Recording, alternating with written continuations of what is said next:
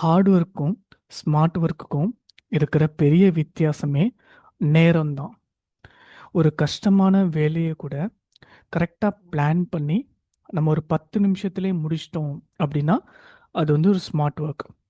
ஒரு சின்ன வேலைய கூட எதுவும் சரியா யோசிக்காம, பிளான் பண்ணாம 1 மணி நேரம், 2 மணி நேரம் வச்சு செஞ்சுட்டு இருந்தோம் அப்படின்னா, அதுதான் வந்து நம்ம ஹார்ட் ஒர்க் அப்படின்னு சொல்லி சொல்றோம்.